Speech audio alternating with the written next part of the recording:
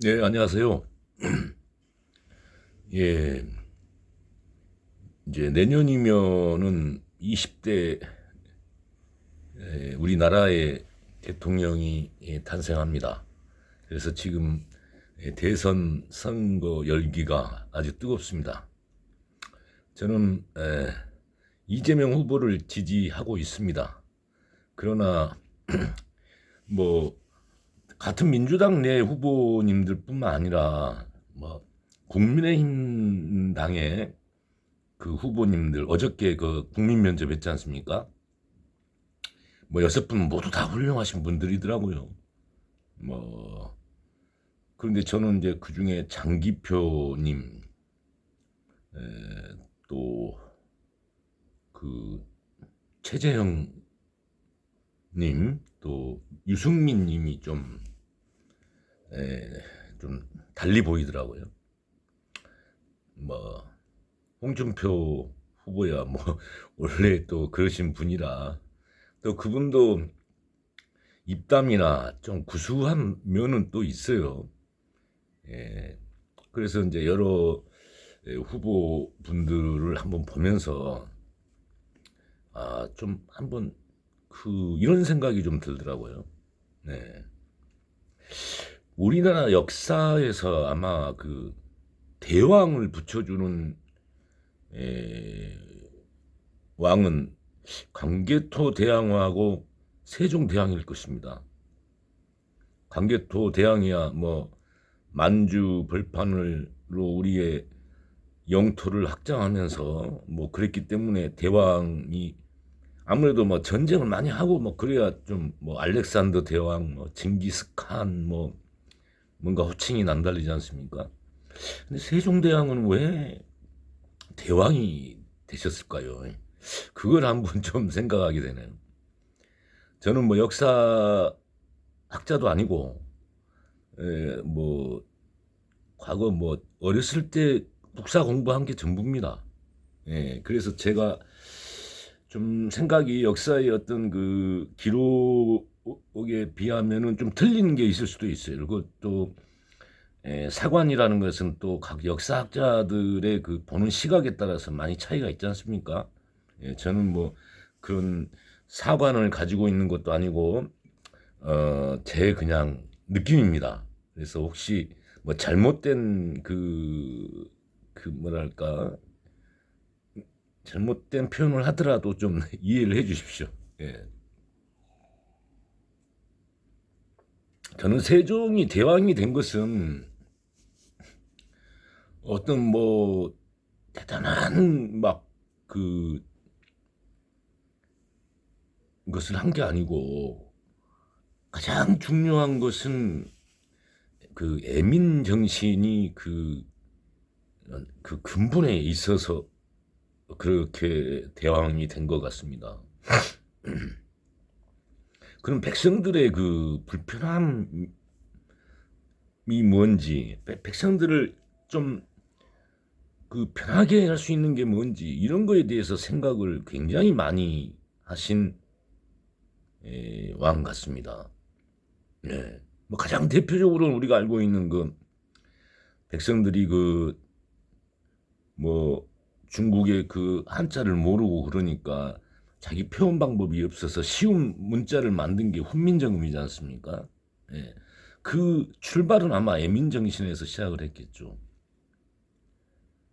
그리고 그 나라는 뭐, 아니, 그때는 농자지, 천하지, 대본이라 해가지고, 거의 대다수가 뭐, 상공인이라고 하기보다는 다 농민들이었죠. 그 지배층을 제외하고는. 그래서 또 농사를 잘 또 지을 수 있는 게 뭔가 해가지고 아마 그 농사 직설인가 뭔가 아무튼 그런 그 농사를 잘 지을 수 있는 그런 것을 책을 편찬했었을 겁니다. 그리고 뭐 장영실인가 그 아주 천민 출신으로 알고 있습니다. 그런데 그 뭔가를 막 개발하는 그 기술이 하도 그 이 백성들한테 하면은 유용하겠다 싶어가지고 그 사람을 가까이, 어떻게 그때 당시 왕이 천민하고 같이 맞닥뜨리고 대화라도 할 수 있었겠습니까? 다 얘기 듣고 그걸 개발할 수 있는 환경 만들어 줘가지고 뭐 강우량이 얼마냐 뭐 이런 거 시국인가, 또 뭐 해시계 뭐 문시계 뭐 앙부일기 뭐 자경루 뭐 하여튼 뭐 그런 것들 장영실이가 많이 개발했지 않습니까? 네.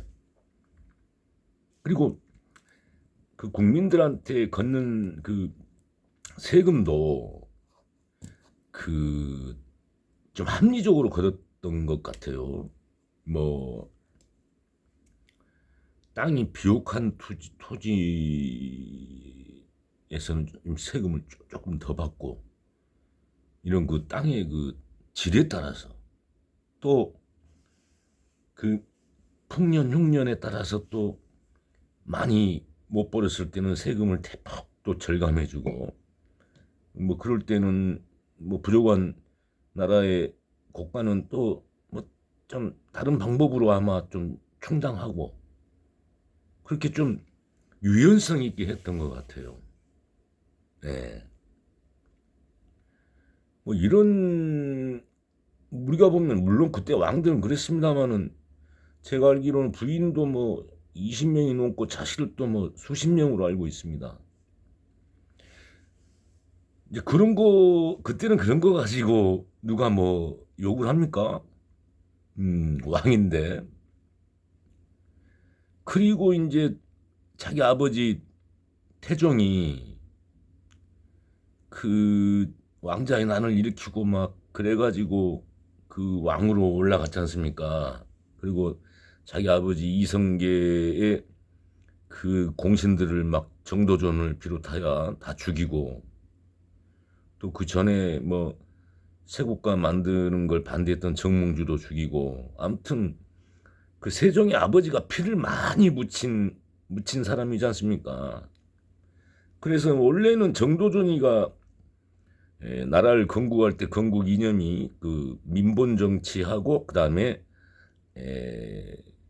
그 관료 정치를 그 건국의 어떤 그 나라의 정치하는 어떤 체제로 이렇게 만들었던 걸 알고 있습니다. 그런데 그 관료 정치가 왕권을 좀 약화시킨다 해가지고 그 태종은 원래 그 6조가 있었잖아요. 그때 6조 뭐 형조 뭐 2조 뭐 예조 뭐 이런 게 있었잖아요.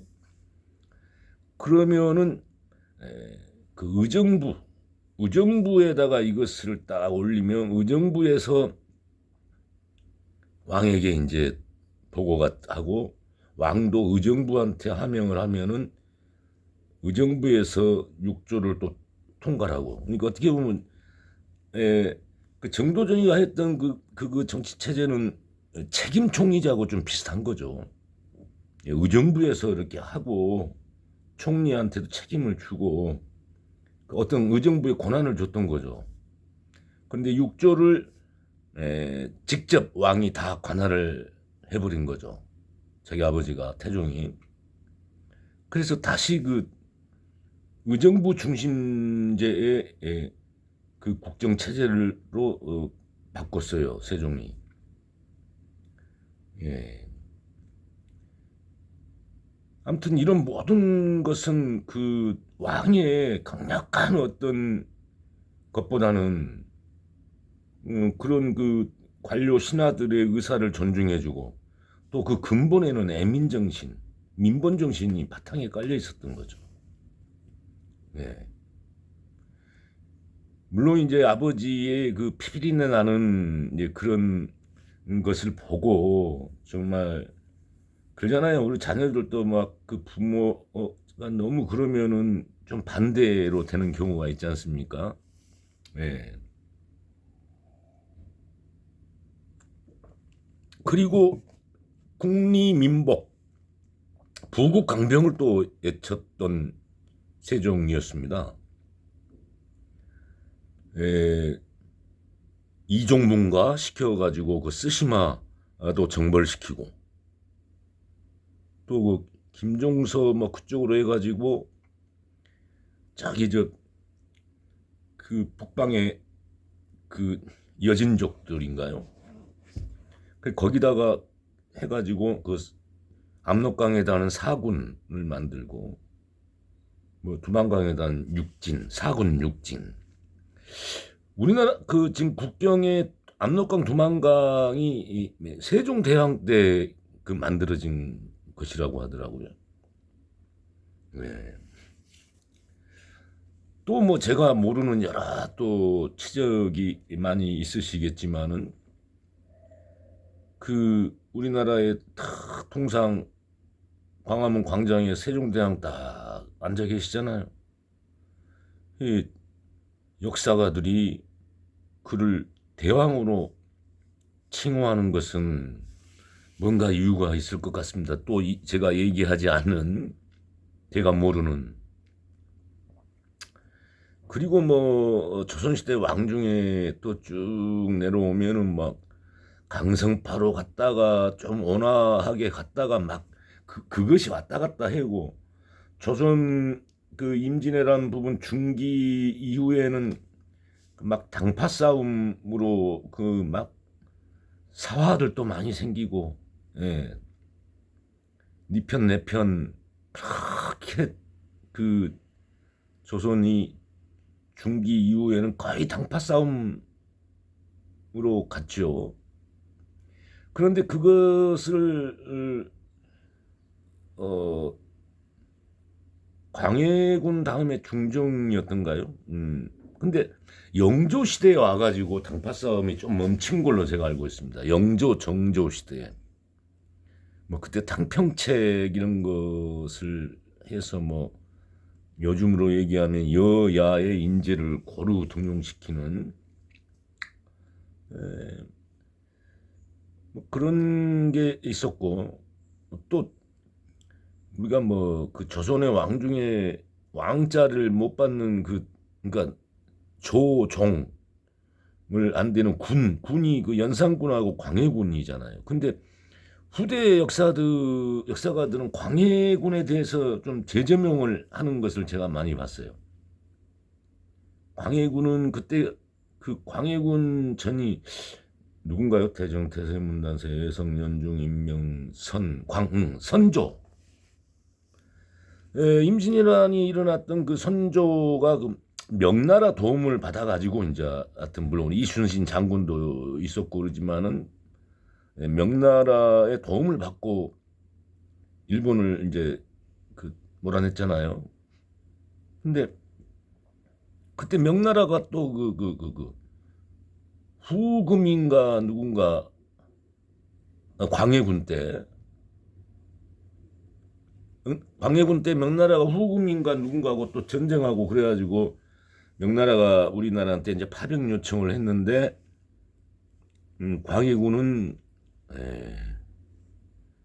그 중립 정책을 폈어요. 왜냐하면 그때는 명이 좀 기울고 후금이 나중에 청나라가 되잖아요. 거기가 뜨고 있었거든. 그래서 명나라한테 한번 도움 받는데 그래가지고 군사를 좀 파병을 시켜놓고 여기서 장군한테 보내면서 웬만하면 후금한테 항복해버려라 그랬던 모양이에요. 갖고 이제 항복을 해버리고 그런 실리 정책, 그 외교 국방에 있어서도 광해군이 그런 실리 정책을 폈던 것 같습니다. 근데 역사에서는 또 그것을 그때 당시에는 그 당파 싸움에서 뭐 동인의 뭐 이황이 있었고 서인의 이의가 있었지 않습니까? 그때 서인이 좀 득세를 했던 때였던 것 같아요. 서인들은 이제 그 뭡니까? 그 명나라 쪽으로 붙으려고 했던 거예요. 그런데 광해가 명나라하고 이제 그 안 하니까 그 중정 반정을 일으켜 가지고 광해를 폐위시켜 버리지 않습니까? 인조 반정. 그리고 그 인조 때인가요? 그 후금에서 쳐들어와 가지고 그 정묘호란이 생겨 가지고 후금하고 그 형제 지국이 됐잖아요. 그런데 이제 거기에선 다시 또 당파 싸움에서 전쟁을 하자. 금나라하고 그냥 화해를 하자. 또 이 편이 싸우면서 그때는 또 전쟁을 하자는 편이 좀 무서웠던 모양이야. 그래서 그 후금이 청나라가 돼갖고 다시 이제 쳐들어와 가지고 병자호란이 생기잖아요, 그죠? 그때 인조는 남한산성으로 피신해가지고 거기서 삼점도의 뭐 항복입니까? 뭡니까? 잘 기억은 잘 모르겠네요. 아무튼 거기서 무릎을 꿇고 이제는 형제 지국이 아니라 군신 지국이 된 거예요. 청나라가 이제 그 우리의 상황이 되고 우리는 그 신화된 나라가 되는 거예요. 그래서 그런 당파가 계속 됐어요. 조선 후반까지. 그때 다시 이제 뭐 실학파들이 생기지 않습니까? 막 세계 막 문물들이 바뀌어갖고 막 아무리 그때는 그 서로 교류가 잘 안 됐더라도 들려오는 풍문이 있잖아요. 막 기술 개발이 일어나고 막 그럴 때. 그때 또 우리 실학파들이 이렇게 뭔가 실권을 잡으려고 했는데 못 잡았죠. 뭐 정약용이니 뭐 또 그때 그 실학파들이 많이 있었는데요. 이름이 정약용밖에 생각 안 나네요. 목민심서는 제가 알기로는 위정자들이 그 자기 그 정치에 그 자기 임지에 임할 때의 자세. 흠음심서는 뭐 어떤 뭐 형벌인가 뭐 하여튼 뭐 그 질서를 잡는 거 뭐 그거였죠. 그다음에 뭐 경제유포인가요? 그것은 이제 진짜 그 경제나 그 어떤 이런 그런 거에 대해서 기술 개발이나 막 그런 거에 대해서 얘기를 했던 걸로 알고 있습니다. 아무튼 또 실학파들이 또 저 어떤 힘을 못 받고 그 다음에 이제 그 세도 정치가 시작됐잖아요. 뭐 안동, 김씨네, 뭐네 막 이래가지고 막 기득권들이 완전히 그 수탈하는. 그래서 그때 막 농민들, 평민들의 그 반란이 많이 일어났었죠. 음. 아무튼 이런 이제 여러 가지 이제 우리 조선 시대도 보고 이러면서 뭐 지금은 대통령이 한 그 지도자도 아니고 왕은 천만에 만만해고 지도자도 아니고 리더라고 지금 우리는 생각하지 않습니까? 그렇지만은 부국 강병, 그 다음에 국리민복, 그 다음에 그런 외교나 뭐 이런 통상이나 이런 데 있어서는 그 고도의 협상력, 그리고 어떤 그 전술 전략, 광해가 금하고 안 붙고 중립을 치르려고 했던 거.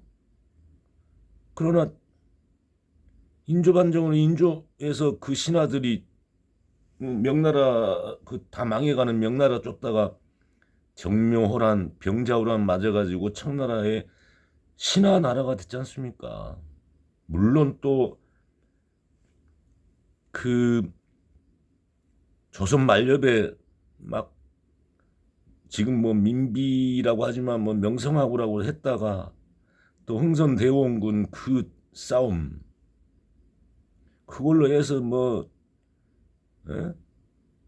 또 민비는 청하고 붙고 뭐 대원군은 또 세국정치하고 막 열강들에 의해서 완전히 이 나라가 초토화되지 않습니까? 그럴 때 위정자들의 올바른 판단이 정말 나라의 국운, 국민의 삶, 행복 모든 것을 다 앗아갈 수도 있고 또 아주 흥해질 수도 있는 그런 거 아니겠습니까? 그래서 리더라는 것은 정말 중요하다.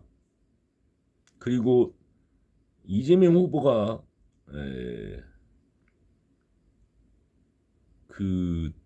추종하는 그런 실학사상, 실사구시, 행동철학, 예? 보통 말로 많이 하는 사람들은 정말 당파 싸움이나 하는 사람들이 많아요. 논리 싸움이나 하고 이념 싸움이나 하고, 예? 우리 국민들은 그런 너 말 잘하니까 니 잘났다 그 꼴 보려고 그럽니까? 예? 이념 그게 우리 국민에게 뭐가 중요합니까? 이재명 후보가 얘기하는 보수도 진보도 좌도 우도 아닌 옳고 그름, 예? 또한 국민을 위한 것이고 국가를 위한 것이라면 거기서 왜 좌가 필요하고 우가 필요합니까? 지금 문재인 대통령 와가지고는 그 이념 갈등, 진영 갈등이 너무 지금 심해지고 있습니다. 내 편 아니면 네 편, 편갈르기. 너 누구 편이냐? 조금 이 진영의 논리하고 좀 틀린 얘기를 하면은 너 누구 편이냐? 세작이냐? 뭐냐? 첩자냐? 배신자? 이런 나라가 대세가 되겠습니까? 국리민복, 국태민안, 부국강병이죠. 물론 이제 이걸 너무 이렇게 추종하다 보면은 정말 국가지상주의, 국가사회주의 파쇼가 나올 수도 있어요. 그건 조심해야죠. 그것은 아니죠. 예. 이제 그걸 국리민복, 국태민안, 하여튼 부국강병 이 국가를 너무 생각하다 보면은 외국에 대한 침략이 생긴다는 것이죠. 그래서 좀 우리가 리더를 정말 잘 뽑아야 됩니다. 저는 그렇게 생각합니다. 우리 국민 모두를 위해서죠. 우리 국가를 위해서고. 그래서 다 각자 생각과 신념과 소신이 다 다르겠지만 정말 우리 대통령 잘 뽑읍시다. 그리고 이념 갈등, 진영 갈등, 편가르기 이거 제발 망국입니다. 망국. 네? 조선 후기에 있었던 그 당파 싸움 때문에 그 실학사상에 의한 우리의 국가 개방을 빨리 못하고 일본은 메이지 유신하는데 우리는 뭐하고 있었습니까? 당파 싸움만 하고 세도 정치만 하고 있었지 않습니까? 그 결과는 나라를 뺏기게 되지 않습니까? 국민은 식민지의 국민이 되지 않습니까? 실용주의, 행동, 실사구시 이것이 강력히 요구되는 저는 시대이고 지금 현 시대가 얼마나 지금 급변하고 있습니까? 산업혁명 때 그 산업에 빨리 적응을 못한 국가들은 다 후진국에 가난한 나라가 되지 않습니까? 지금 예를 들어서 지금 현 시대 경제 패러다임이 4차 산업이라면은 이 흐름을 빨리 적응하고 파악하고 적응해서 빨리 더 앞서 나가야지요. 그러려면은 실천이 중요합니다. 행동입니다. 말. 너무 지겹지 않습니까? 말은 누구나 예쁘게 잘합니다. 그러나 행동은 행동을 하려고 하면은요 예쁘게 못해요. 거칠게 할 수도 있어요. 예? 말은 예쁘게 해도. 그래서 뭐 제가 지지하는 후보만 잘났다는 게 아니라 우리가 정말 해안을 가지고 눈 부릅뜨고 지켜보면서 후보를 잘 골라야 된다는 생각입니다. 네. 들어가겠습니다.